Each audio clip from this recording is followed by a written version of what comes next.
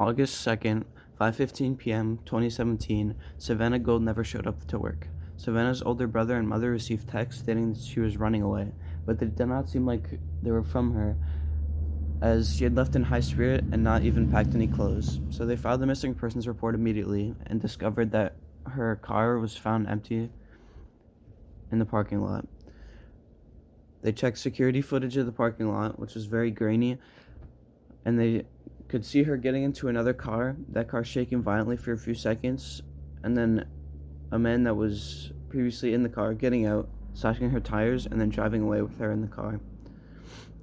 Police investigated her co-workers, seeing what cars they drove, and eventually found Lee Rodarte, who had a 2012 silver Chevy Malibu, the identical car Savanah was seen getting into.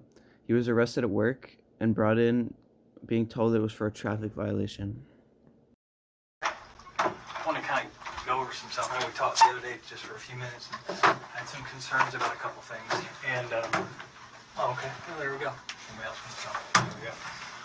I wanted to talk to you about Savanah. So I just had a couple of things that came up that I wanted to ask you about specifically that didn't seem to line up. So I wanted to come down and talk to you. Okay? Yep. All right? Let's get just make sure I've got your basic information. It's RTE, Yeah. right? And it's 1081 Halifax Road, Jacksonville. What's the zip there? 32216. 32216. Okay. Date of birth is 8/11 of 88. Yep. And 5'11. Yeah. Okay. And what's your approximate weight? It's been a while since I weighed myself, but probably about 163, something like that. 163. Okay. And what color eyes do you have? Brown. Brown. Hair is Brown. brown. And what's your phone number? 904 Okay. 452 452. Yes, sir. 6094. 6094. Okay. And your social, do you know your social? Make sure I have that. And white male, how old are you? 28. 28. And can you read and write? Yes. What's the last school you went to? Forest High School. Oh, yeah. Before it was renamed. Yeah. When did you graduate from there? 06. Okay. 2006. All right. And you can read and write. Have you had, have you drank any alcohol today? Any drugs today? I took an Adderall that my buddy gave me. Okay. Because I was there so late last night. I Yeah, came yeah. in and was super tired. Like, here, take this. Okay. Adderall? Yeah. And do you normally take that? Nah, it was, I've taken one a long time ago, like, Okay. I wouldn't say high school, a little bit after high school, but it's been years. Okay. Yeah. But nothing to drink alcohol-wise? Okay. And about what time do you think you took Adderall? It was probably 12-ish. Like noon? Yeah. Okay. And do you understand what I'm saying, though? If Yeah. you're able to communicate, okay, it didn't, make you not be able to. Okay, yeah. And no, perfect. I appreciate that. Savannah, you said that you knew her and you guys had, you knew her from work. I mean, just kind of fill me in with that. How long have you known her? Like I said, I've known her obviously since she started working there. I would say probably about 8 months ago Yeah. or so, we started hanging out outside of work. And at the time I had a girlfriend. But The answer Lee just gave is short and tells the information asked of him. In criminal psychology, it is believed that long explanations, way over what is asked for, can be sort of a sign of guilt. These techniques and methods used by interrogators are never 100% accurate, but as you're about to witness, he does not keep his information and answers short. we come from, I guess, somewhat similar backgrounds, I guess you should say. Okay. She didn't have the best growing up, neither did I. So we kind of connected, hung out for a little while. I'd probably say a period of 2-3 months. Okay. And then she started using drugs a lot. Okay. Now, I used them with her, not the same drugs that she used all the time, but I did them with her a couple times, and then she started to get heavy into them. And, Oh, gotcha. Okay. so I kind of just tried to take a step back and, put things off. And after that, me and my ex started kind of chit-chatting again. Okay. Who's that? What's her name? It was Chelsea. Okay. All right. So we kind of started chit-chatting again. Never really 100% because obviously, she was still kind of upset about me hanging out with Savanah and stuff like that. And then probably a month or so ago. I saw Savanah at work, and she looked healthy again. She gained a little bit of weight, and just friendly talk at work. Telling her hope everything's been good. And she told me that I guess she did a lot of drugs and ended up in the hospital. She ended up missing I want to say a couple of days, 3 or 4 days from work. Oh, okay. So obviously me being pretty close to her, I was concerned and everything. But after she came back, she looked good. She ended up telling me that I guess over those 4 days she detoxed pretty well, and she kind of caught a new sense into why she shouldn't do some drugs so much. And like I said, she looked good. She started looking healthy. So we kind of were talking, here and there. We hung out a couple times. She came over to the house, and we just kicked back, drink a couple beers, watch movies, stuff like that. And then as we hung out, after a couple times, she brought drugs over. And I told her, I was like, you're doing really good. You can't, you shouldn't be doing it again. You're finally gaining weight. Because when we were together the first time, she was, she got really petite and just didn't look well, which is kind of why I took a step back. Plus, my father used a lot of drugs growing up. My mother used a lot of drugs growing up. And it was just kind of a hard thing to see, every time that we hung out. Like I said, we did, we took some pain pills here and there on occasion, but then she started bringing heroin over and stuff like that. And that's, my mom was addicted to methamphetamines when she was, when I was younger. So those hard drugs just kind of scared me a little bit. So that's why I took a step back the first time. And then I felt like she was better, as we hung out recently. And she brought drugs over to my house the last time that we hung out. And, we would text here and there. I would ask her how she's doing, hope her day's going good. Just because I told her when she left the last time that we hung out, I was like, you're doing really well. Stop doing this, you can do it. And I heard that she just kept, was doing the same thing. So we texted a couple times, and I ended up telling her, I was like, hey, for one, I'm dealing with a lot of personal stuff myself right now as it is, I'm a little depressed. I think we're moving too fast. I think we should, stop talking. And she said, I understand. It's completely fine. No problem, she said, I'll delete your number. I'll never text you again. And I said the same. I was like, I'm sorry. I didn't mean to, try to jump back into things. I think we moved too fast. And I said I wouldn't text her either, just to, kind of split mutual ways. Right, yeah. No worries. Okay. And that was the last time that we texted. When was that? It was probably 2 or 3 weeks ago. Okay. Sometime in July. Right. Yeah, and I think that's one of the things you said was that was the last time that you had contact with her. As far as I don't want to put words in your mouth, so you correct me. That was the last time that I texted her. Yeah, text or a phone call or a messenger or anything like that. 2 or 3 weeks ago. Yeah. Okay. And then the last time, when was the last time you saw her? As far as I don't want to put words in your mouth, so you correct me. That was the last time that I texted her. Yeah, text or a phone call or a messenger or anything like that. 2 or 3 weeks ago. Yeah. Okay. And then the last time, when was the last time you saw her? This is what I was a bit. I didn't tell you the truth when we talked about fish. Okay. Last time I saw her was Wednesday afternoon. Okay. I heard that she has been basically telling a lot of people at work that we hooked up a bunch, a couple days before that, and that she was going to tell about the whole situation, and try to get me fired. And why would that get you fired? Well, I'm a manager and she's an employee. So okay, so you guys aren't supposed to fraternise? Yeah. Okay, I got you. And she just told people, I guess, that she was out with that work at the restaurant that we were having sex. Okay. And hooking up and stuff like that, and that I was her boyfriend and this and that. So I was a little upset. Obviously, I care about my job. Sure. How long you been there now? I'll be 5 years in December. Okay. Yeah. Right. So I was a little upset. So I met her in the parking lot at Bonefish. When's this? Wednesday afternoon. Okay. Well, do you know what time or about? It was about 5:30. Okay. When you say you met her, was she meeting you too? Or? I didn't call her. I just drove up there to see if maybe she was working. I was gonna talk to her. And did you know she was working that night? I didn't. You did not. I did. Oh, you did. Yeah, okay, yeah. Okay. You knew she was working that night. Yeah. Okay. So I drove up there and I was hoping to get a chance to talk to her. Okay. I pulled in the parking lot. She pulled in a little bit after me. I parked and I said, "Hey, can I talk to you for a second?" And she said, "Yeah, what's up?" And I was like, "I heard you've been saying some things about me and you continuing to hang out, and that we're boyfriend and girlfriend." And she asked me. She said, "Can I come sit in the car because I just did some heroin and I'm a little paranoid?" Okay. I said, "Why are you doing that? You're doing really well. You shouldn't have been doing that." Okay. And so she came inside the car, and I explained to her the situation. I told her that servers at Bonefish were coming to me and telling me that you're telling people when you're out that we're still having sex and we're boyfriend and girlfriend.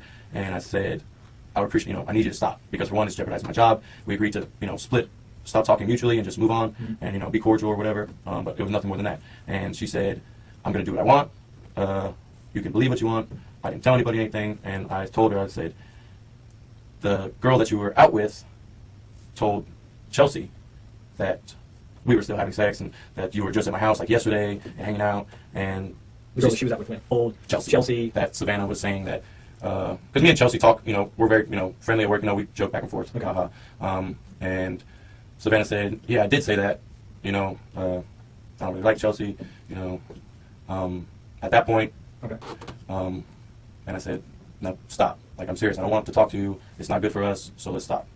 And she just said, "Why'd you do that?" I said, "Well, I'm upset." And she said, "Fuck you. You're a piece of shit." And I said, she said she's gonna keep talking, telling lies and stuff about me and everything like that. And I said, And at that point, she had her phone in her hand. She got out of the car and walked towards the main entrance of San Jose. So like if While the police were investigating her coworkers, they never let anyone know that there was security footage of the parking lot. Because Lee didn't know this, he starts to spin a lie that she gets out of the car, and that's the last time he saw her.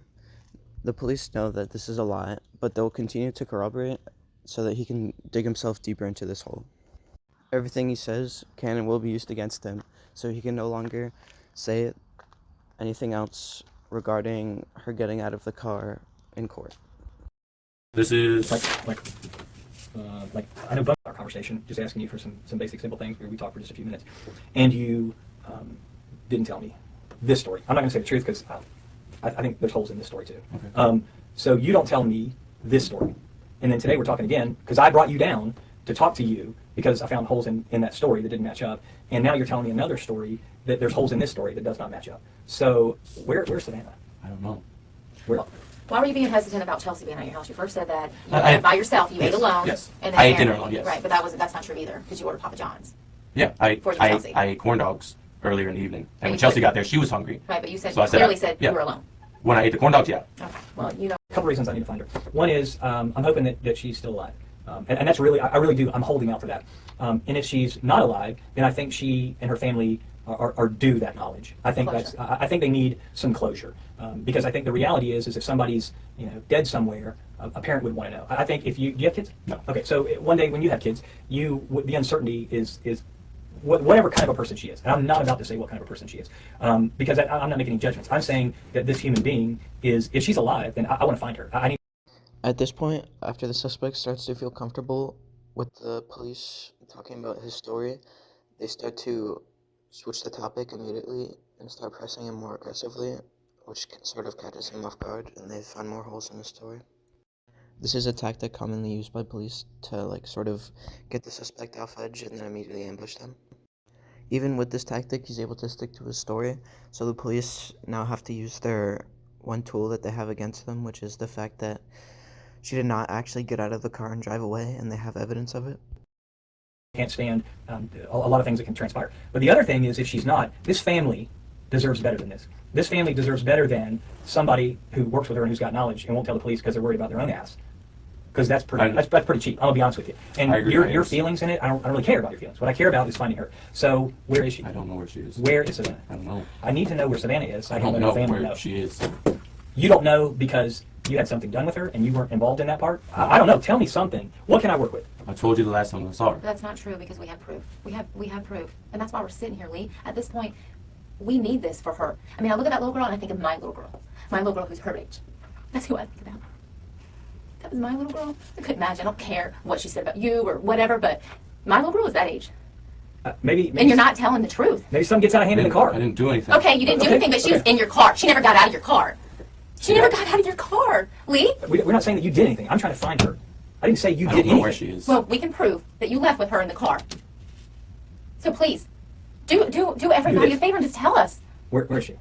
You've got to be able to separate. We're not sitting here saying you did anything to her. I don't know. She's on drugs. Maybe she passed. I don't know. I'm not in that car with you guys. I know that she's in that car with you. I have proof of all of this. Okay, let me ask you, Lee. Then tell us now if you're being an honest man. Are you being honest? Yes. Okay, well, let's start being honest. She never got out of your back seat, Lee. She never got out of your back seat. Video cameras don't lie.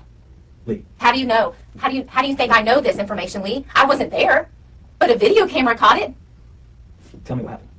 I don't know. What happened to her? Was it an overdose? Is that what happened? I don't know. I'm not in the car with you guys. You just said she was in your car and she had admittedly had done heroin. Bodies overdose all the time. Is that what happens? Does she overdose? Okay, well, tell us when you left with her in the car, because that is what is shown. We can't make up that. We can't falsify a video camera, Lee.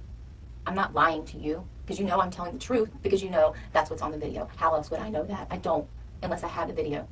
Where did you go with her? I didn't go anywhere with her. You did. No. You did. So the video camera's lying?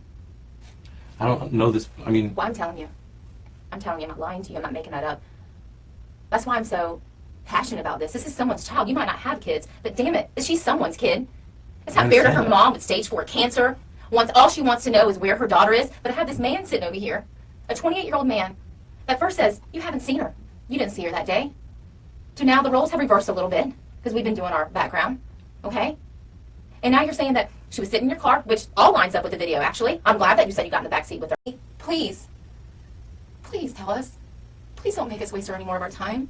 Just tell us. Please tell us. Please. I'm begging you. I know you're not evil. Just tell us where she is. I'm begging you. Please. Please. Can you please just tell me? Me too, no. Is that how you wanted people to think? I know you're not an evil person. I don't see that in you. I don't see that in your history. I don't hear those things about you at work. Please tell us where you went with her. She never got out of your car. Please. We went to my house. We did some jokes. Okay. Hung out for a little. And then she said she was going to catch an Uber home. Okay. And did she call an Uber? She pulled her phone out. Looked like she was using it. I wasn't hovering over her. I was pretty high. So I wasn't. She told me she was leaving. She walked out the door.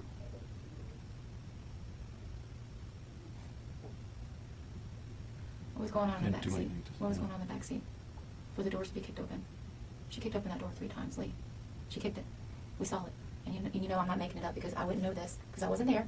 I would never know this unless we had video of it, correct? Yes, correct. I'm not trying to trick you. I'm just a fact finder. We're not lying. That door kicked over 3 times. Obviously something went on in that back seat. Tell me about that. What happened in the back seat? Did she get mad at you? I mean, we've gotten arguments plenty of times where she says she doesn't care what happens. That's how people remember you.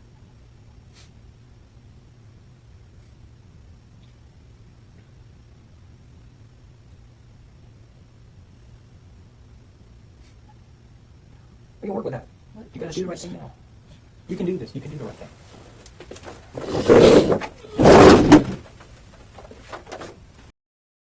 Unfortunately, this is only the first half of the footage. The second half of the footage includes him confessing to the murder, where he snapped Savanah's neck, burned her body, and then dumped her in a lake.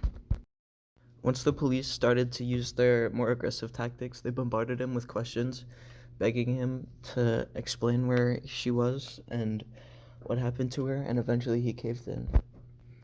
Lee pled not guilty, claiming self-defense, but was sentenced to 40 years in prison for murder.